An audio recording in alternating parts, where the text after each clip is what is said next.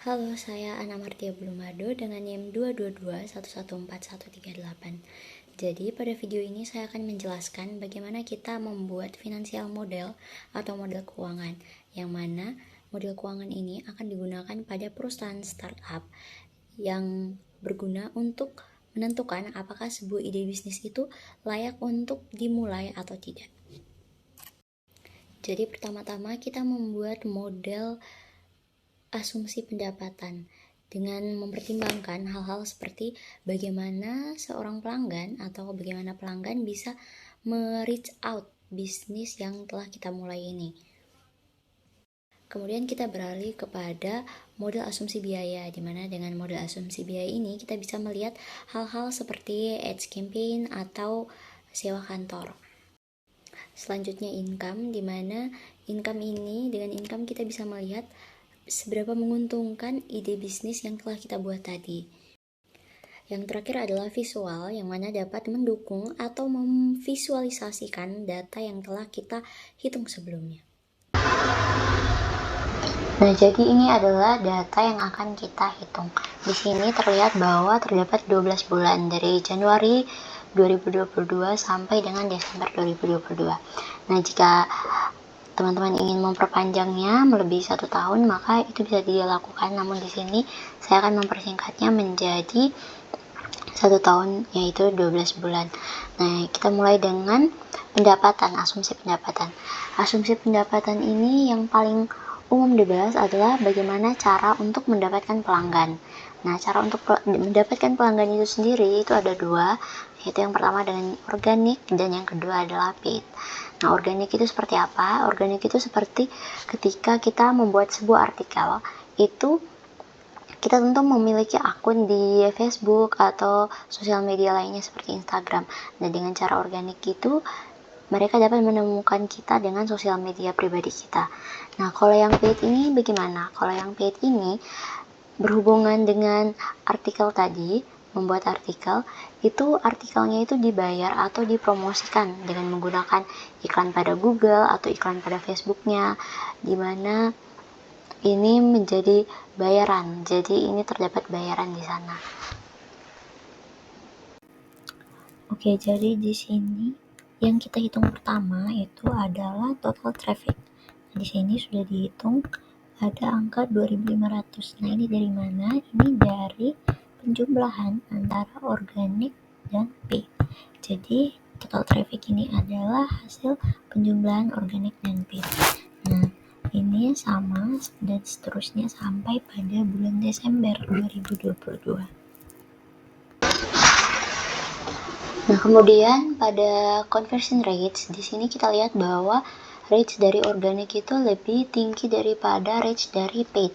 Mengapa seperti itu? Karena rates dari organik itu tidak dibuat-buat. Jadi contohnya untuk rates dari organik itu jika itu adalah sebuah toko pakaian, maka kita akan langsung datang ke tempatnya. Jadi kita sudah melihat bagaimana bentuk produknya, kita sudah mengetahui detail dari produknya, maka kita akan percaya untuk membeli. Sedangkan untuk paid itu karena transaksi atau konversinya itu terjalin di sosial media, maka kita hanya akan melihat, kemudian kita tidak langsung melakukan keputusan untuk membeli. Jadi kalau di sekarang kan ada di Shopee atau misalnya di TikTok, itu ketika kita sudah melihat barangnya, kita melihat produknya, kita mengunjungi tokonya, itu barang yang kita lihat walaupun kita menginginkannya, tapi karena kita belum melihat secara langsung, maka kita akan menyimpannya di bagian keranjang terlebih dahulu. Kita tidak langsung check out barang itu, kita tidak langsung membayar barang itu. Sehingga maka kita simpulkan di sini untuk conversion rates organik akan menjadi lebih tinggi daripada paid. Oke, jadi selanjutnya di sini ada average conversion. Nah, untuk average conversion ini cara menghitungnya adalah dengan kita mengalihkan. Jadi di sini ini kan ada 2%, ini ada 1%. Nah, untuk membuat average-nya itu dengan cara sama dengan pakai rumus average. Ini ada average, kemudian kita mengaveragekan, merata-ratakan kedua conversion rates dari organik dan paid ini. Nah, ini dapat hasilnya. Kemudian ini kita shift sampai ke bulan Desember, lalu tekan Ctrl R. Nah, maka kita dapat hasilnya dari bulan Januari sampai bulan Desember adalah sekian. Nah, untuk total orders kita bisa tekan Alt plus equal sign. Nah, kemudian kita dapat hasilnya dengan rumusnya, yaitu jumlah dari orders organik dan orders paid.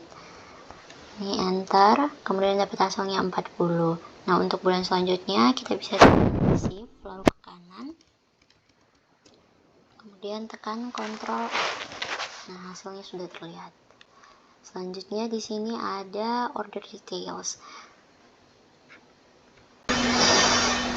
Nah, kemudian untuk average order value kita bisa menghitungnya dengan cara sama dengan kita hitung dengan rata-rata dari item value.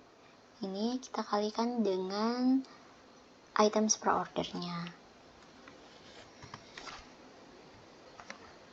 Kemudian ini hasilnya. Nah, untuk bulan selanjutnya sama dengan shift ke kanan, kemudian tekan Ctrl R.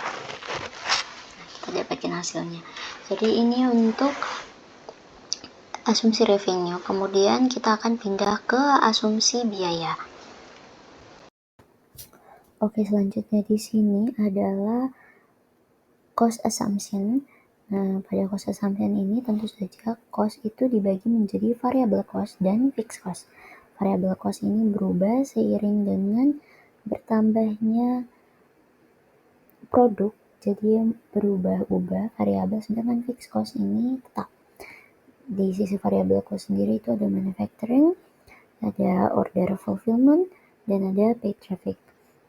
Untuk manufacturing sendiri ini diibaratkan kalau kita itu bekerja sama dengan pihak ketiga, sehingga pada bulan Juli di sini bisa kita lihat dibandingkan dengan bulan Juni biayanya itu lebih kecil. Jadi di sini diibaratkan seolah-olah pada manufacturing ini kita bernegosiasi dengan pihak ketiga untuk menurunkan biaya dari manufacturingnya. Jadi kita meminta biaya untuk produksinya itu diturunkan. Sebegitu juga dengan order fulfillment-nya yang di sini pada bulan Juli itu biayanya lebih rendah daripada di bulan Juni, di bulan-bulan sebelumnya. Kemudian untuk paid traffic di sini dari bulan Januari sampai bulan Desember itu biayanya sama, yaitu 0,2.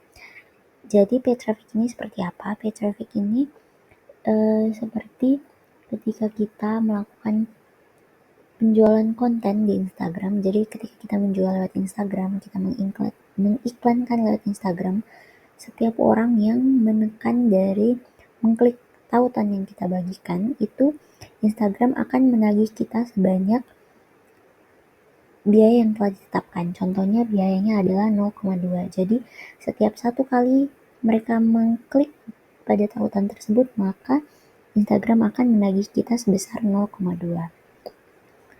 Seperti itu. Kemudian pada fixed cost di sini ada warehouse rent, ada office rent, ada salaries, dan ada other. Untuk ini yang kita lihat perubahannya itu adalah pada warehouse rent dan salaries. Ya, pada salaries ini pada bulan Juli itu salariesnya menjadi 2.000, sedangkan Juni itu 1.000.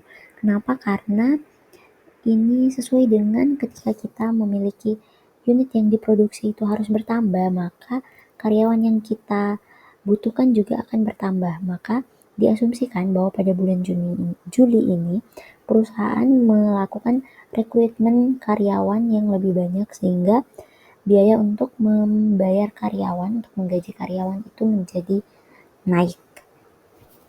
Seperti itu. Kemudian yang terakhir di sini ada tax rate, ini adalah 21%.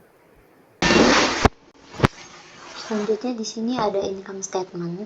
Nah, setelah kita menghitung revenue dan cost tadi, maka kita akan bisa menghitung income statement atau laba ruginya. Pertama-tama di sini ada revenue. Nah, untuk menghitung revenue sendiri itu caranya adalah dengan kita mengalihkan total orders, yaitu di sebelah sini total orders 40 dikalikan dengan average order value sebesar $24,99. Nah, hasilnya adalah 1000. Kemudian untuk COGS, ini merupakan hasil kali dari manufacturing dan total orders. Maka kita untuk menghitungnya adalah sama dengan total dari manufacturing cost ini dikalikan dengan total order sebesar 40. Nah, ini merupakan hasil dari COGS. Untuk gross profit sendiri ini merupakan pengurangan dari revenue dan COGS. Maka untuk menghitungnya adalah sama dengan hasil COGS 1000 dikurangi dengan hasil revenue 1000 dikurangi dengan hasil COGS sebesar 500. Maka kita temukan hasil gross profit sebesar 500. Nah, untuk gross profit margin sendiri ini bisa kita lihat di sini menggunakan persen. Maka untuk menghitungnya adalah dengan cara gross profit sebesar 500 kita bagi dengan revenue sebesar 1000. Hasilnya adalah 50%. Nah, untuk bulan selanjutnya kita bisa gunakan cara shift ke kanan sampai bulan Desember, kemudian tekan Ctrl R. Maka hasil selanjutnya sampai bulan Desember bisa kita lihat adalah sebagai berikut. Selanjutnya adalah untuk variable cost. Yang pertama di sini untuk variable cost adalah marketing. Nah, untuk menghitung marketing sendiri itu kita akan menghitung dengan cara mengalihkan paid traffic yang ada di sini, paid traffic cost per paid click yaitu 0,2. Ini kita kalikan dengan paid traffic yang ada di atas tadi, yaitu 1000. Paid traffic sebesar 1000. Maka hasilnya adalah 200. Nah, kemudian untuk fulfillment sendiri kita akan mengambil dari fulfillment yang ada di sini, order fulfillment, kemudian kita kalikan dengan total orders sebesar 40 sebelah sini. Maka hasilnya adalah 200.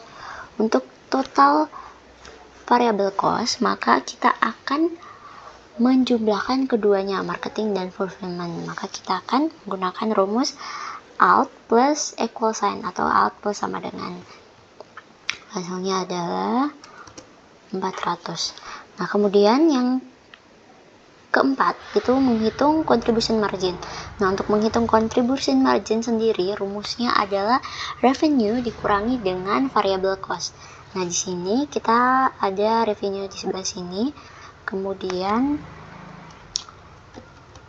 di sini ada revenue, kemudian di sini kita ada COGS juga. Nah, COGS ini kita bisa asumsikan sebagai variable cost. Maka di sini kita sudah mengurangkan revenue dan COGS. Hasilnya adalah gross profit. Sisanya adalah variable cost di bawah sini. Makanya kita akan mengurangkan gross profit yang telah kita kurangkan di awal tadi dengan total variable cost di sebelah sini. Hasilnya adalah 100. Kemudian untuk contribution margin di sini lagi-lagi persentase, maka kita akan membagi contribution margin di sini dengan total revenue sebesar 1000. Maka hasilnya adalah 10,0%. Nah, untuk selanjutnya sampai bulan Desember 2022 kita akan menggunakan cara yang sama, yaitu blok ke bawah dari marketing sampai contribution margin, lalu kita tekan shift ke kanan sampai dengan bulan Desember, kemudian tekan Ctrl R. Maka harga angka yang untuk bulan selanjutnya akan terpampang di sini.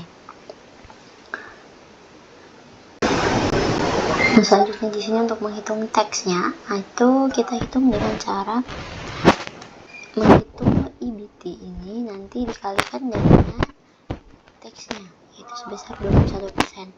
Namun karena di sini EBT yang kita punya di sini adalah negatif, maka pajaknya itu tidak terhitung karena kita tidak mendapatkan keuntungan, atau karena ini merupakan kerugian jadi tidak dikenai pajak.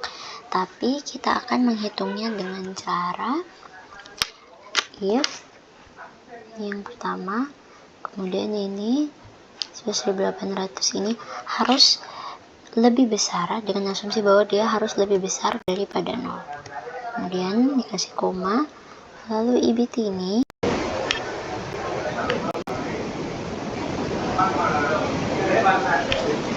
gitu. Nah, sehingga untuk menghitung teksnya itu if D55 lebih besar dari 0, kemudian titik koma D55 dikalikan dengan D34, kemudian titik koma kita tulis di sini NA.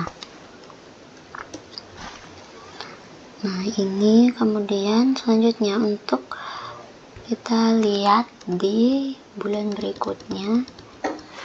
Ini controller. Nah, di sini di bagian bulan Juni, karena di sini angkanya tidak negatif lagi, maka ini menunjukkan berapa besarnya pajak yang harus kita bayar. Kemudian untuk profit loss, di sini karena merupakan negatif, maka seharusnya tidak ada profit, ini merupakan loss. Jadi untuk dihitung di Excel itu tidak akan menghasilkan angka yang sesuai dengan kemauan kita, maka kita akan menggunakan rumus. Oke, selanjutnya di sini adalah cost assumption. Nah, pada cost assumption ini tentu saja cost itu dibagi menjadi variable cost dan fixed cost. Variable cost ini berubah seiring dengan bertambahnya produk, jadi berubah-ubah variabel, sedangkan fixed cost ini tetap. Di sisi variable cost sendiri itu ada manufacturing, ada order fulfillment, dan ada paid traffic. Untuk manufacturing sendiri ini diibaratkan kalau kita itu bekerja sama dengan pihak ketiga, sehingga pada bulan Juli di sini bisa kita lihat dibandingkan dengan bulan Juni biayanya itu lebih kecil. Jadi di sini diibaratkan seolah-olah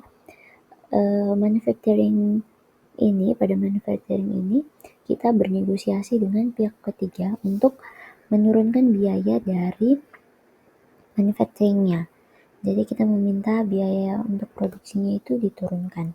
Sebegitu juga dengan order fulfillment-nya yang di sini pada bulan Juli itu biayanya lebih rendah daripada di bulan Juni, di bulan-bulan sebelumnya. Kemudian untuk paid traffic di sini dari bulan Januari sampai bulan Desember itu biayanya sama, yaitu 0,2. Jadi paid traffic ini seperti apa? Paid traffic ini seperti ketika kita melakukan penjualan konten di Instagram. Jadi ketika kita menjual lewat Instagram, kita mengiklankan lewat Instagram, setiap orang yang mengklik tautan yang kita bagikan, itu Instagram akan menagih kita sebanyak biaya yang telah ditetapkan. Contohnya biayanya adalah 0,2. Jadi setiap satu kali mereka mengklik pada tautan tersebut, maka Instagram akan menagih kita sebesar 0,2. Seperti itu. Kemudian pada fixed cost di sini ada warehouse rent, ada office rent, ada salaries, dan ada other. Untuk ini yang kita lihat perubahannya itu adalah pada warehouse rent dan salaries. Ya, pada salaries ini pada bulan Juli itu salariesnya menjadi 2.000, sedangkan Juni itu 1.000. Kenapa? Karena ini sesuai dengan ketika kita memiliki unit yang diproduksi itu harus bertambah, maka karyawan yang kita butuhkan juga akan bertambah. Maka diasumsikan bahwa pada bulan Juli ini perusahaan melakukan rekrutmen karyawan yang lebih banyak, sehingga biaya untuk membayar karyawan, untuk menggaji karyawan itu menjadi naik. Seperti itu. Kemudian yang terakhir di sini ada tax rate, ini adalah 21%. Nah, yang terakhir di sini adalah visualisasinya. Jadi di sini terdapat traffic source, dan yang sebelah sini adalah revenues versus cost. Nah, pada revenue versus cost ini bisa teman-teman lihat, jadi pada bulan Januari sampai bulan Juni itu kita lihat bahwa yang warna merah ini selalu lebih tinggi. Kenapa? Karena pada bulan itu cost-nya selalu lebih tinggi daripada revenue-nya. Sedangkan pada bulan Juli sampai bulan Desember itu revenue sudah lebih tinggi, maka diasumsikan bahwa pada Januari sampai Juni itu perusahaan masih mengalami kerugian, sedangkan pada Juli sampai dengan Desember itu perusahaan sudah mendapat keuntungan. Oke, sekian video dari saya. Mohon maaf jika ada kesalahan.